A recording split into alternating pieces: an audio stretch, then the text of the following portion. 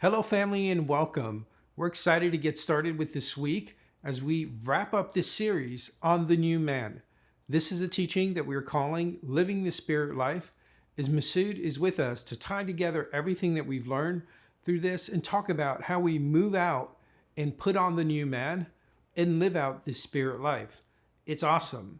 At the end of this, I'm going to come back. In addition to the recap, I'll be sharing with you about our new series that we'll be stepping into, and that's going to be great too. Before we do that, I do have a special announcement. It is my joy to announce the birth of our first grandchild for Karen and I. That is Callan Williams Ramallo, born September 1st this year. A healthy, beautiful baby boy, full of life and joy. He's already changed our life in such a short amount of time. And so, congratulations to my son Kevin, his beautiful wife Hannah, for the birth of their child. And we're so excited to have him join the Ramallo team and be part of our family. And with that announcement, we're moving into our teaching. So join with us and join Masood as we kick off this teaching on living the spirit life. And we'll see you on the other side. Hello, everyone, and welcome to the last session of the New Man series. This is Masood Ramandi, and today we want to end this series, and I trust that it would be full of encouragement, full of life for every one of us, because we're talking about the new man, the life of the new man, and the newness of life that has been given to us by the revelation of the Spirit. So it is something new to all of us. It is something that we are growing in, and we need encouragement in continuing to live this life. So basically, where I ended last week was about our identity as being established as spirits that give life. Okay, as spirits that give life, spirits that make alive. Now, I showed you based on Romans chapter 8, verse 10 and 11, that the Spirit is life because of righteousness. Okay, I'm a spirit, I am life, and that's because of righteousness. It's not because of works of the law. Okay, it's because of the persuasion of the heart unto righteousness. Because Romans chapter 10 tells us, with the heart one believes unto righteousness. The heart believes righteousness. Okay, believes itself into righteousness. It doesn't believe itself into sin. That's what we believed in the past. The heart begins to see itself as the righteousness of God, as the mirror image of God, as the image of God, as the image of the second man, the Lord from heaven. That all I covered in last week's message.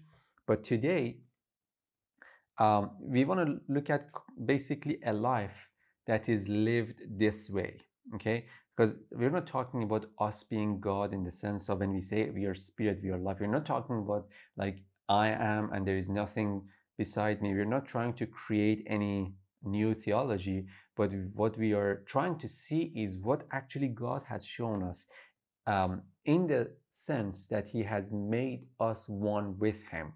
Okay, we are life because He is life, and everyone who is in Him finds himself connected to Him, and the same life begins to flow in Him. Anyways, so let's look at Romans chapter 5 and verse 21. Okay, this is Romans chapter 5 is a comparison between Adam and Christ. 1 Corinthians 15 showed us that Adam was the first man, Christ is the second man. Okay, so this now also shows us how connected Romans chapter 5 and 1 Corinthians chapter 15, which I talked about in last week's message, how connected they are. So then it goes on to say in Romans chapter 5, there is something about what came through Adam and entered the world, and all who came after him experienced the same thing. Now there is something that came through Christ, and all who come through him experience the same thing. Okay, so comparison. So that comparison goes on in every verse of this, basically the last several verses of chapter 5, and specifically the very last verse, verse 21. So that as sin reigned in death, this is in Adam, So sin reigned in death. There was a time that the one that was reigning was sin. Okay, now when when basically sin was reigning, who was sin reigning over? Us. Why? Because we have seen it in chapter 5 and chapter 6 that we were slaves to sin, and that means the sin was the master, the king. Okay, we were obedient to the voice that sin was speaking, and that by doing so sin reigned, and it says in death, so it created death in us. But now you're talking about spirit, that is life, so that's the second life. It says even so now grace might reign. Okay, so it's time that grace would reign in the new man. The old man, in the old man, sin reigned. But in the new man, grace begins to reign. Who is the king? Grace. King Grace reigns.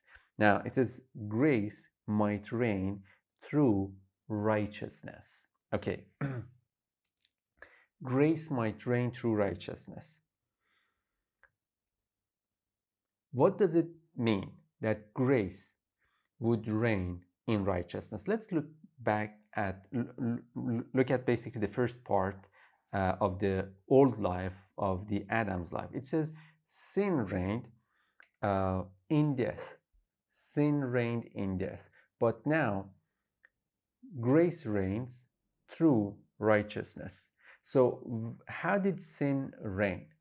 If you look at the first time that actually the word is used in the Old Testament, it's the story of Cain, when God begins to talk to Cain. And God tells him, because of the situation that he was under, he says, behold, sin is knocking at your door. Behold, sin is knocking at your door. So when the sin knocks, when something is knocking, what is he trying to say? What that thing is trying to do is to come through the door.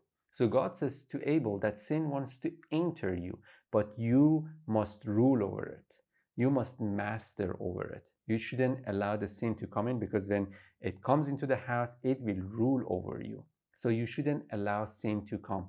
Well, New Testament shows us the place that sin was ruling was heart. It is a sin that is called the sin of unbelief, that the heart was diseased by it. Okay, the heart was diseased by it. So the heart was an unbelieving place. So sin reigned. How? By stopping the heart to believe what God has said. Remember the story of temptation and all of that? What was the temptation about? Not to believe what God had said. Now, what is the opposite? It says grace might reign now through righteousness, which means grace is God's gift, isn't it? Grace is God's gift given to you, God working through you, God working on your behalf, all of that.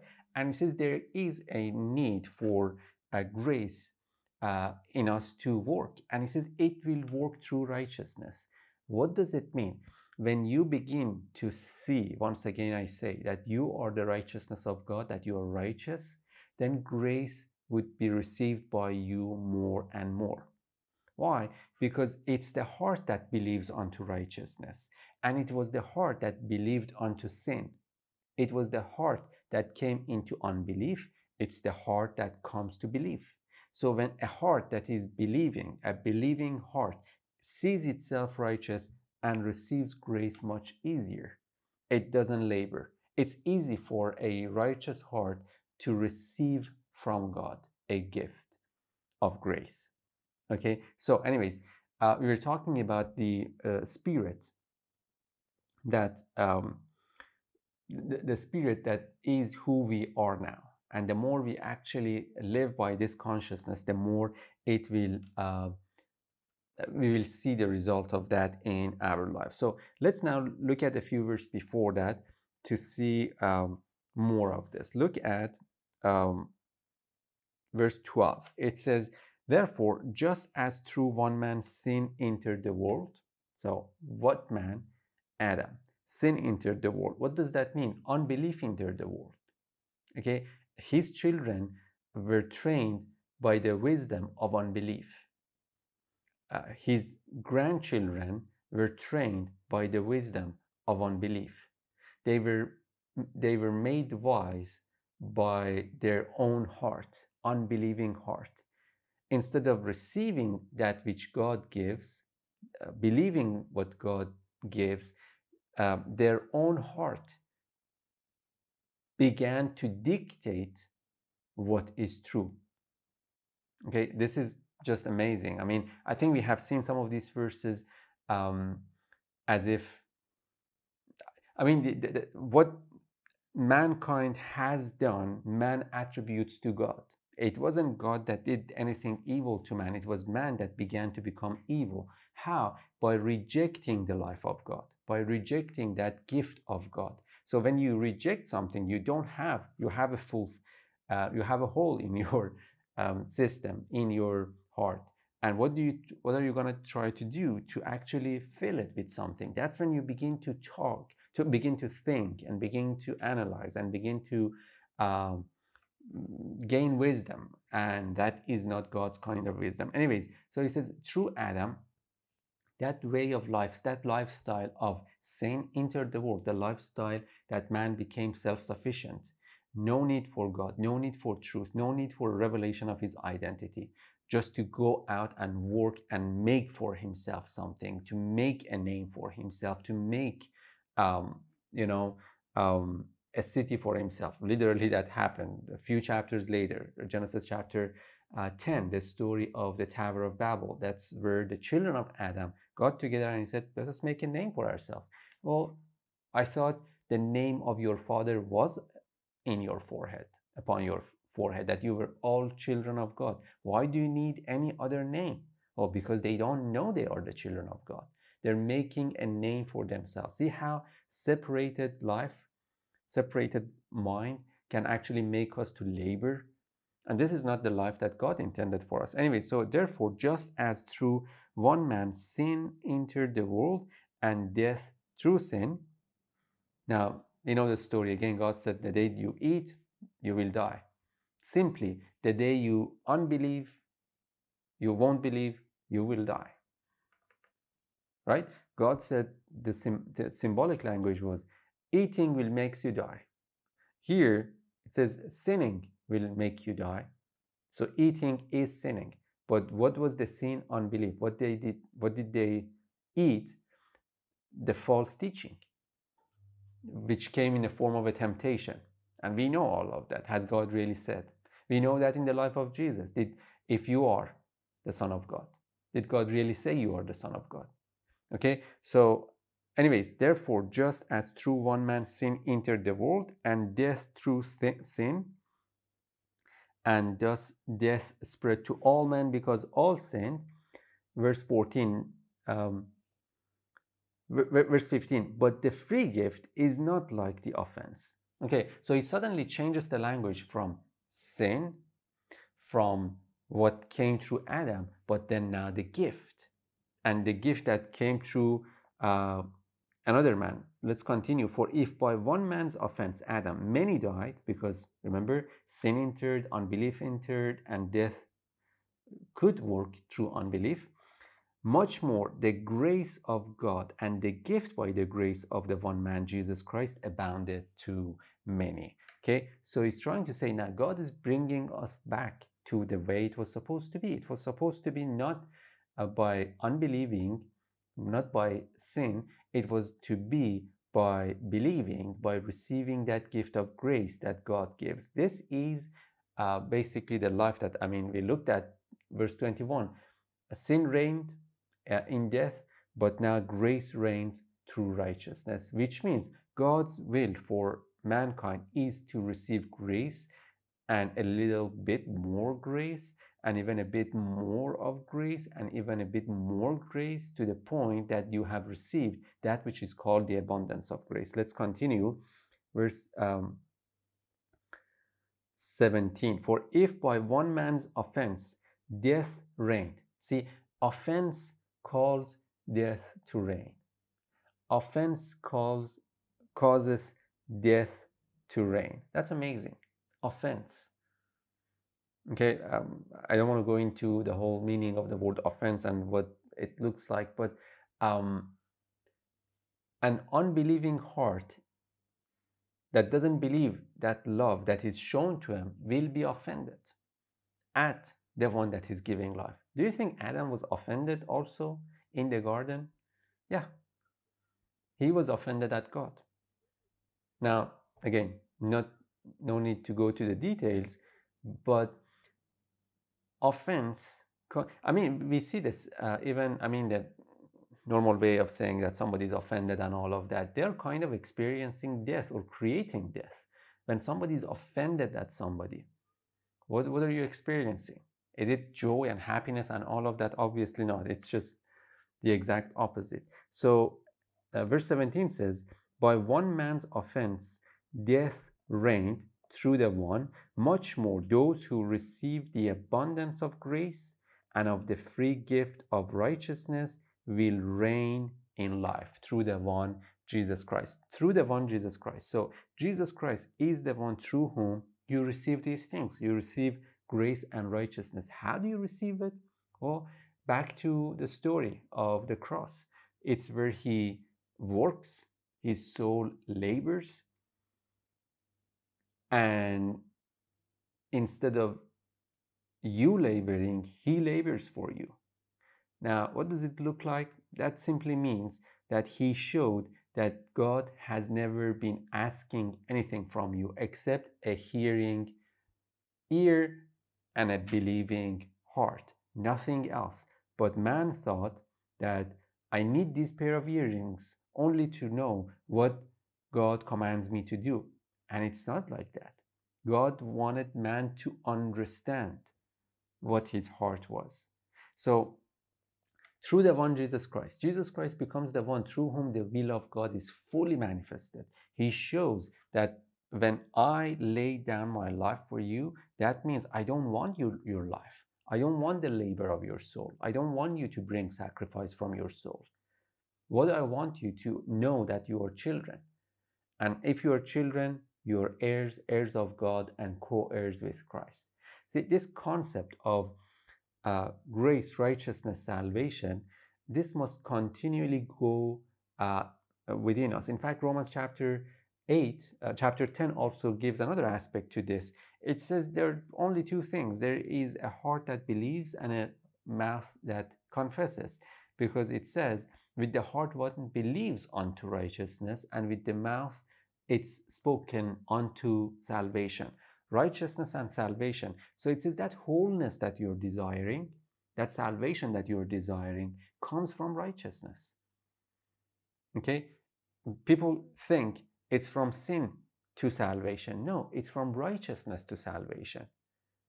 Okay? There was a sin, and then there is a righteousness that wipes that out. And that righteousness, the confidence, boldness that comes from righteousness, makes you to experience that salvation, which is wholeness, which is the full picture of who you are, with all the inheritance and authority and power and everything that makes you whole as the one that God had created you to be.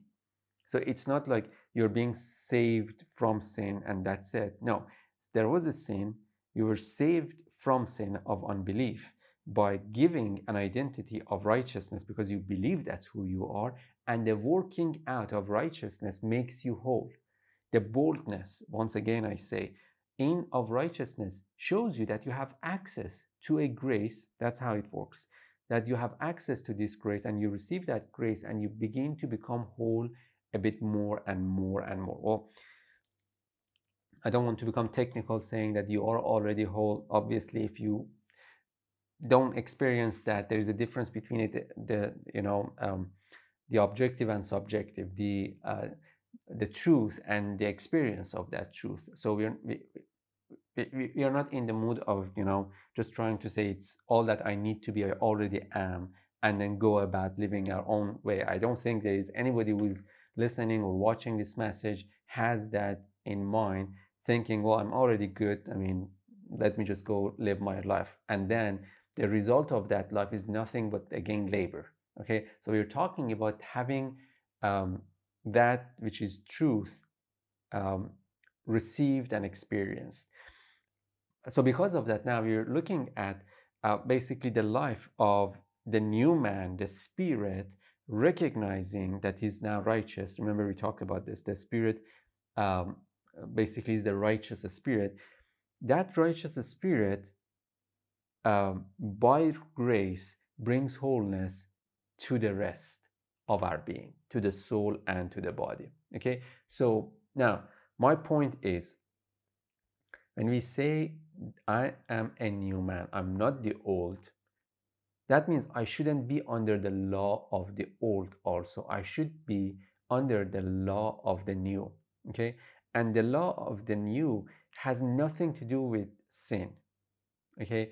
It's all about more revelation of righteousness so that you experience more salvation.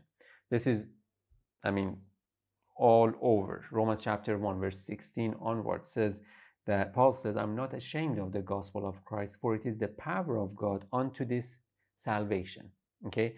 For in the gospel, the righteousness of God is revealed. Okay? Righteous, the power of God unto salvation. But he goes on back, says, because that gospel that is brings salvation, that gospel first reveals righteousness of God.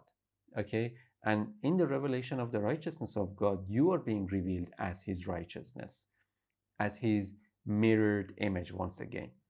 Okay, so when you see that, seeing your righteousness, then salvation. Seeing your righteousness, who you are, what is your right, what is your inheritance, then receiving all those things. That's the process of righteousness to salvation. There are multiple verses in the Old Testament, in Isaiah and in Psalm, that actually puts these two beside each other, righteousness and salvation.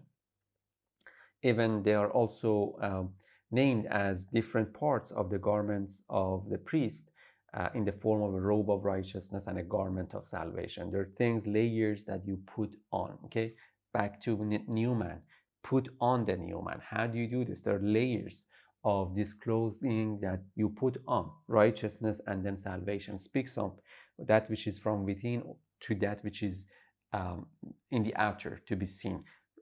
Um, Righteousness in the heart, experiencing salvation uh, on the outside. Okay, so I don't want to go the full 30 minutes today. This is the last session.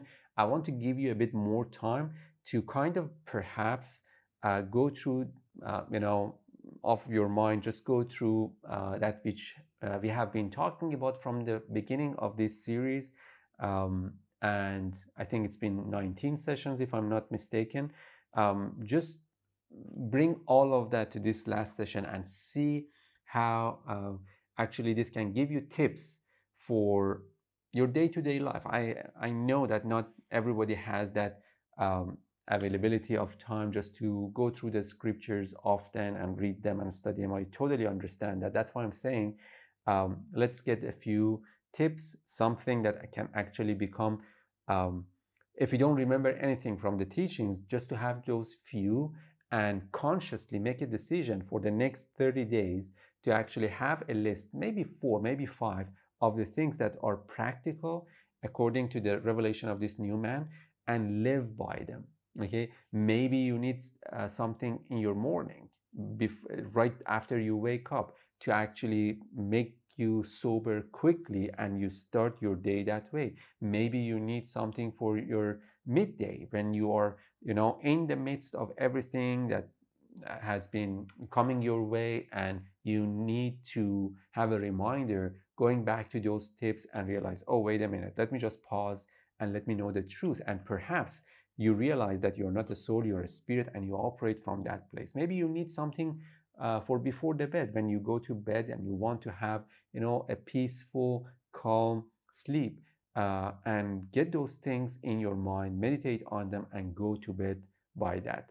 That's why I will leave it at this point. I hope this series have been helping you to get a bit more understanding of the new man, the things about the new man. Obviously, there are more to be talked that we can talk about. There were things that I could talk about, but I know that you have heard them from other places. That's why I wanted to be a bit more unique. So you have something, you put all the teachings that you have had from other sources beside this, and all of this is toward helping you. So again, bless you. I pray that your heart, your mind, your body would experience this life, that the spirit that is in you, the spirit that you are, always would be ruling over your body by giving life to that body, that you always would have a remembrance of righteousness, a consciousness of righteousness, knowing that you are the mirror image of God, that you are His child, that nothing can separate you from His love, nothing can separate you from Him, and not even you can separate you from Him. Okay, He's faithful to keep you, to save you, to make you whole, and by that confidence, live your life in Him. Blessings, and we'll see you soon. Okay, family, what an awesome teaching that kind of really ties us together. We didn't go into anything dramatically new or different this week, but we got to the core, the heart, and the spirit of the teaching of this series, what it is to put on the new man and live out the spirit life. So I'm going to go through these recap points efficiently and let you get to your groups and a point of discussion for you guys. And so the first point is this, is that the heart believes unto righteousness. And so this is a beautiful truth that centers on the mechanics of how the gospel works. And so the heart begins to see Christ. The Spirit of God reveals Christ to us. And once Christ is revealed to us, we begin to see ourselves. That's what the revelation of Christ brings. And so the heart begins to believe what it sees. It begins to believe unto righteousness. It begins to believe unto right standing with the Father. That's what righteousness means. It means proper standing or right standing with the Father. So it's our faith in Jesus, our faith in what He has done, our faith in the power of the cross, our faith in the resurrection with power. It's our belief in those truths that bring us into right standing. It brings us into righteousness. That's why it says that we believe unto righteousness. And this is what I want to say. Some of you feel guilty about not feeling guilty. Stop and don't let those thoughts remain. You feel guilty about your freedom, or you feel guilty about your redemption. You feel guilty about your right standing, and that's the enemy coming against your mind. Cast those thoughts down and cast them away and rest in your belief. Let it be known to you in your heart that unto your heart believes unto righteousness. And this is what we read in Romans 10:10. For with the heart one believes unto righteousness, and with the mouth confession is made unto salvation. So there's a process, there's a pattern there, and it's clear how the Spirit and the Scripture lays this out. The second point is this, is that in the new man, grace reigns through righteousness. And so I don't know how to break this down even more other than to encourage you to slow down and process what this is saying. We say this often. This is one of those things where the Christianese can get away from you and you can just blow past this. But break this down and slow it down. Romans 5:21, as sin reigned in death, even so grace might reign through righteousness. So in our old man, sin reigned in death. So before we came to see and believe in Christ, we perpetually missed the mark of our design. And the knowledge of sin reigned in death. So to reign means that it's to rule over, to exercise the highest influence. It's Masood talked about knocking on the door and letting that come in and dominate you. So the strongest influence over us was the sin of unbelief. It ruled. And where did it rule? It ruled in the context of death, meaning there was no life and no virtue in that state of being in unbelief that we were in. By contrast, now in the new man, grace reigns, and it reigns through righteousness. So through my proper standing, because of where I am positioned, God's supernatural favor that has been put into motion before time began, that force of his goodness toward me that we call righteousness, that now becomes the strongest influence. It reigns. That means that grace now dominates my life. And this is a positional thing. So my heart believes that it's in the right position with the Father. And because of that position, grace flows. And so the position, I want to remind you, when we went through the series on grace, we talked a lot, and we used the analogy of being in a position underneath a waterfall, right? And so we talked about that grace is like that waterfall that is flowing. It's been put into motion. As we talked about, before time began, it was the intent of the heart to pour out favor on mankind. And when we move in belief, it moves us into righteousness, and it puts us in that position underneath that waterfall so that grace can flow and it can reign in our life. Man, that's good. And that's a lot to be excited about. Let's move on to the third point. We move from being lost into righteousness, which leads to salvation. And so the simple connotation of being lost is that you aren't where you're supposed to be. You're lost, right? So if a child gets lost, or if you're taking a trip and you're traveling and you're lost, that means that you're not in the position, or you're not in the place where you're supposed to be. Righteousness is you being where you are supposed to be. It's proper standing.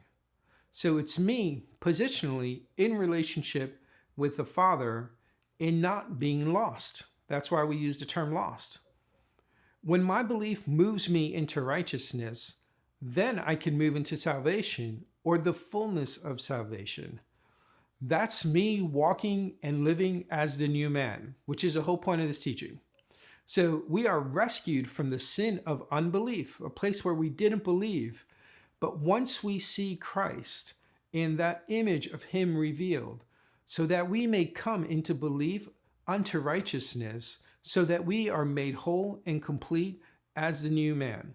So again, that progression is that we come out of unbelief, we move into a place of righteousness, into proper standing. And once we see that, grace flows.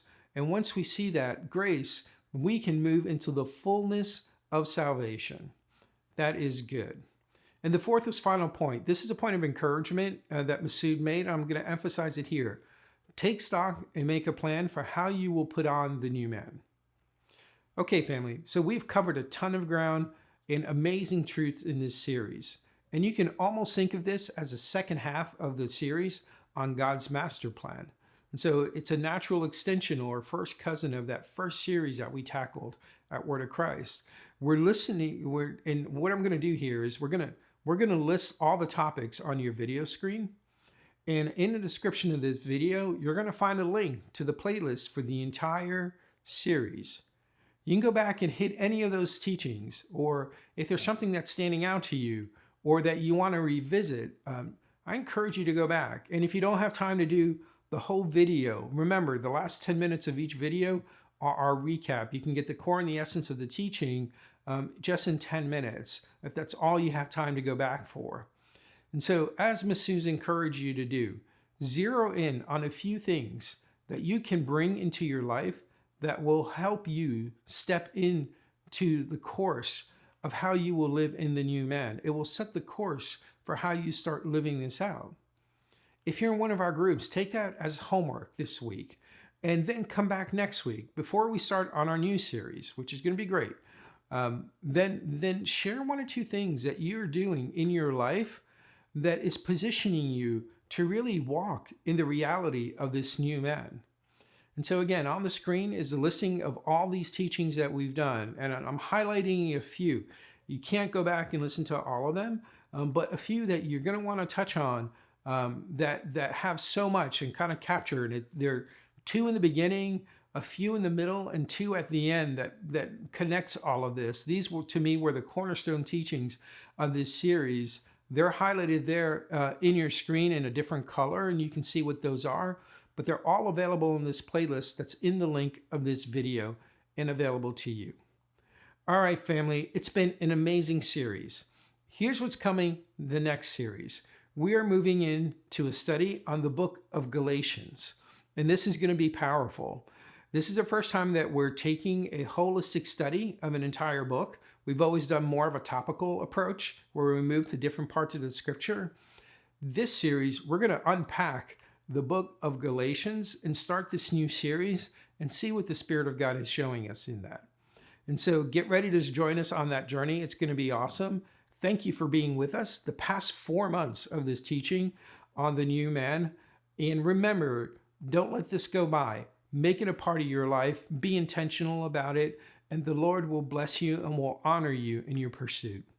God bless you, family. We'll see you next week.